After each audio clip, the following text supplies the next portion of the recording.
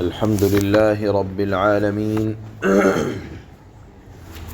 أشهد أن لا إله إلا الله وحده لا شريك له وأشهد أن سيدنا ومولانا محمدا عبده ورسوله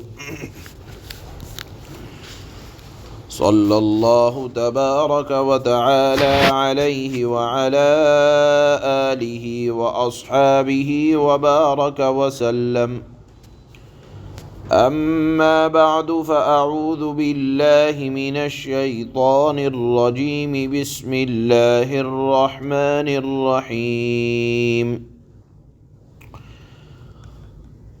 قد نرى تقلب وجهك في السماء فلنولينك قبلة ترضاها فول وجهك شطر المسجد الحرام وحيث ما كنتم فولوا وجوهكم شطره وإن الذين أوتوا الكتاب ليعلمون أنه الحق من ربهم وما الله بغافل عما يعملون. صدق الله مولانا العلي العظيم. یہ وہ آیتیں ہیں جو قبلے کی تبدیلی کے وقت نازل ہوئی. ہم نے یہ بات گزشتہ درسوں میں بیان کی ہے کہ مسلمانوں کے لیے خانہ کعبہ شروع میں قبلہ تھا، پھر جب اللہ کے نبی صلی اللہ علیہ وسلم مدینہ منورہ تشریف لائے تو تھوڑے عرصے کے لیے، کچھ دنوں کے لیے بیت المقدس کو امتحان کے طور پر مقرر کر دیا گیا قبلہ. اور جیسے بتایا گیا کہ حدیث میں آتا ہے کہ تقریباً 17 مہینے تک مدینہ منورہ میں آنے کے بعد اللہ کے نبی صلی اللہ علیہ وسلم نے بیت المقدس کی طرف رخ کر کے نماز پڑھی. پھر 17 مہینے کے بعد دوسرا حکم نازل ہوا. تو ہم نے آپ کو قرآن کے حوالے سے یہ بات بتلائی تھی کہ اصل بات جو ہے اللہ کا حکم ہے. قبلہ اپنی ذات کے اندر اعزاز اسی وجہ سے رکھتا ہے کہ اس کی طرف رخ کر کے نماز پڑھنے کا حکم اللہ نے دیا ہے. اللہ نے کہا کہ اس کو اپنا قبلہ بنا لو، اس کو ہم نے قبلہ بنا دیا. اللہ نے فرمایا کہ بیت المقدس کو بنا لو، بیت المقدس کو بنا دیا. اللہ نے فرمایا کہ اب جو ہے مسجد حرام یعنی کعبۃ اللہ کو اپنا قبلہ بنا لو، تو اس کو اپنا قبلہ بنا دیا. تو ایک امتحان تھا کہ تمہارے نزدیک عمارت کی اہمیت ہے یا اللہ کے حکم کی اہمیت ہے. چنانچہ یہ مضمون کل کی آیت میں گزر چکا ہے کہ وَإِن كَانَتْ لَكَبِيرَةً، کہ یہ ایک بڑا بھاری معاملہ تھا، لیکن اہل ایمان کے لیے کوئی بھاری چیز نہیں تھی کہ اللہ کا حکم یہ ہے، اللہ کا حکم وہ ہے تو ہم اس کو مانیں گے. بہرحال تو جس دوران اللہ کے نبی صلی اللہ علیہ وسلم مدینہ منورہ آنے کے بعد بیت المقدس کی طرف رخ کر کے نماز پڑھا کرتے تھے، لیکن آپ کی خواہش، آپ جانتے تھے کہ یہ حکم بیت المقدس کی طرف رخ کر کے نماز پڑھنے کا عارضی ہے، مستقل نہیں ہے. اور یہ بھی جانتے تھے کہ اس کو امتحان کے طور پر قبلہ قرار دیا گیا ہے۔ اور آپ یہ دعا بھی کیا کرتے تھے کہ اے اللہ کعبے کو قبلہ بنا دیں، اور آپ کو اس دعا کی قبولیت کی امید بھی بہت زیادہ تھی، اس لیے آپ وحی الہی کے انتظار میں کہ کب ہمیں کعبے کو قبلہ بنانے کا حکم دیا جائے گا، بار بار نگاہ گھما کر آسمان کی طرف دیکھا کرتے تھے۔ اس کا ذکر اللہ نے یہاں فرمایا، قد نرى تقلب وجهك في السماء۔ اے نبی صلی اللہ علیہ وسلم، آپ جو دل سے کعبے کے قبلہ ہونے کے خواہش رکھتے ہیں اور وحی کی امید میں بار بار آپ آسمان کی طرف نظر اٹھا کر دیکھتے ہیں، اس کو ہم دیکھ رہے ہیں، اور چونکہ ہمیں آپ کی خواہش پوری کرنا منظور ہے، اس لیے ہم آپ سے وعدہ کرتے ہیں کہ آپ کو اس قبلے کی طرف متوجہ کر دیں گے جو آپ کو پسند ہے۔ فَلَنُوَلِّيَنَّكَ قِبْلَةً تَرْضَاهَا کا مطلب یہ ہے کہ ہم آپ کی خواہش کے مطابق آپ کے قبلے کو، آپ کے رخ کو اسی طرف کر دیں گے۔ لہذا حکم ہوتا ہے فَوَلِّ وَجْهَكَ شَطْرَ الْمَسْجِدِ الْحَرَامِ۔ اے نبی صلی اللہ علیہ وسلم، لو پھر ہم حکم ہی دیے دیتے ہیں کہ اب اسے اپنا چہرہ نماز میں، کہ اب سے آپ اپنا چہرہ نماز میں مسجد حرام کی طرف کر لیا کریں۔ حدیث میں آتا ہے کہ یہ آیت اس وقت نازل ہوئی جب آپ ظہر کی نماز پڑھا رہے تھے، اور یہ نماز ہو رہی تھی مسجد القبلتین میں، جو مدینہ منورہ میں ایک مسجد ہے جہاں زائرین جاتے ہیں اور 2 رکعت نماز پڑھتے ہیں۔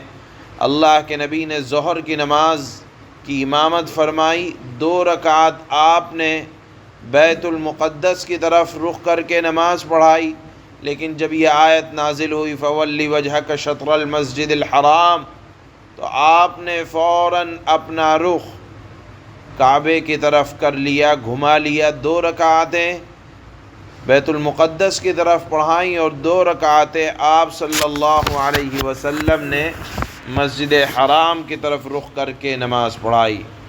اس کے بعد آیت کا حکم یہ ہے کہ وَحَيْثُ مَا كُنْتُمْ فَوَلُّوا وُجُوهَكُمْ شَطْرًا، کہ یہ حکم کوئی مدینہ منورہ کے ساتھ خاص نہیں ہے، بلکہ مسجد حرام کی طرف رخ کر کے نماز پڑھنا یہ تمام جگہوں کے لیے عام کر دیا گیا۔ کوئی سفر میں ہو، کوئی شہر میں ہو، مدینہ کے علاوہ کوئی دوسرا شہر ہو، تو اب ہر جگہ نماز کے اندر اپنے چہروں کو اسی مسجد حرام کی طرف کیا جائے گا۔ اور یہ حکم کوئی آپ کے ساتھ خاص نہیں ہے، بلکہ آپ کا جو بھی امتی ہوگا قیامت تک کے لیے، سفر میں ہو، حضر میں ہو، صحرا میں ہو، جنگل میں ہو، شہروں میں ہو، ہر ایک کو ہر جگہ کے لیے یہ حکم ہے کہ وہ مسجد حرام یعنی کعبۃ اللہ کی طرف رخ کر کے نماز پڑھے گا۔ اس کے بعد اللہ نے ایک اعتراض کا جواب دیا کہ یہود و نصارہ جو یہ اعتراض کر رہے ہیں کہ مسجد اقصیٰ کو یا بیت المقدس کو چھوڑ دیا گیا،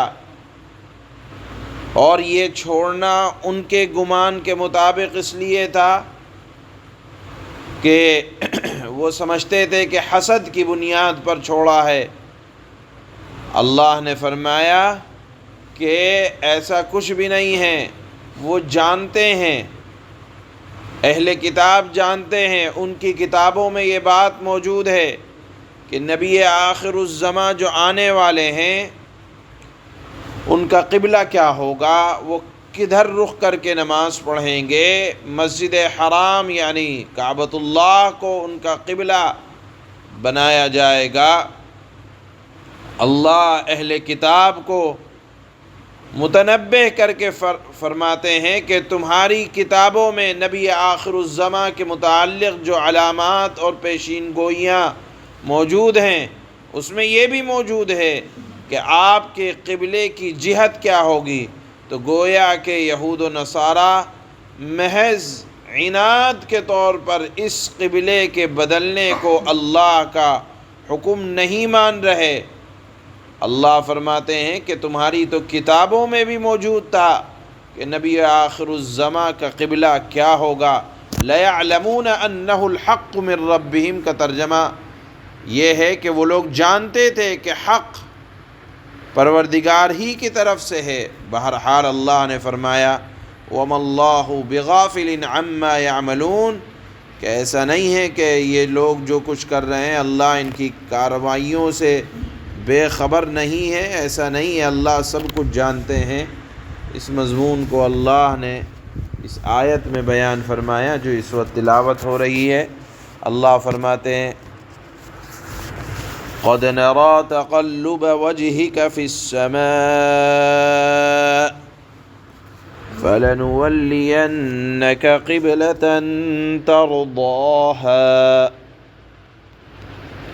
اے پیغمبر صلی اللہ علیہ وسلم، ہم آپ کے چہرے کو بار بار آسمان کی طرف اٹھتے ہوئے دیکھ رہے ہیں، چنانچہ ہم تمہارا رخ ضرور اس قبلے کی طرف پھیر دیں گے جو تمہیں پسند ہے۔ یہ آپ کی طبعی خواہش تھی، چنانچہ اللہ کے نبی بار بار اسی لیے دیکھا کرتے تھے کہ میری خواہش کب پوری کی جائے گی۔ چنانچہ حکم ہوا فَلَنُوَلِّيَنَّكَ قِبْلَةً تَرْضَاهَا فَوَلِّ وَجْهَكَ شَطْرَ الْمَسْجِدِ الْحَرَامِ ہم تمہارا رخ ضرور اس طرف پھیر دیں گے جو تمہیں پسند ہے۔ لو اب اپنا رخ مسجد حرام کی سمت کر لو۔ وَحَيْثُ مَا كُنْتُمْ فَوَلُّوا وُجُوهَكُمْ شَطْرَهُ اور آئندہ جہاں کہیں تم ہو اپنے چہروں کا رخ نماز پڑھتے ہوئے اسی کی طرف رکھا کرو۔ وَإِنَّ الَّذِينَ أُوتُوا الْكِتَابَ لَيَعْلَمُونَ أَنَّهُ الْحَقُّ مِن رَّبِّهِمْ وَمَا اللَّهُ بِغَافِلٍ عَمَّا يَعْمَلُونَ یہاں اسی مضمون کا ذکر ہے کہ اہل کتاب اچھی طرح جانتے تھے کہ قبلے کا جو حکم ہے وہ بالکل سچا ہے۔ ایک وجہ تو یہ تھی کہ یہ لوگ بھی حضرت ابراہیم کو مانتے تھے اور یہ بات تاریخی طور پر ثابت ہے کہ انہوں نے اللہ کے حکم سے مکہ میں کعبے کی تعمیر کی تھی۔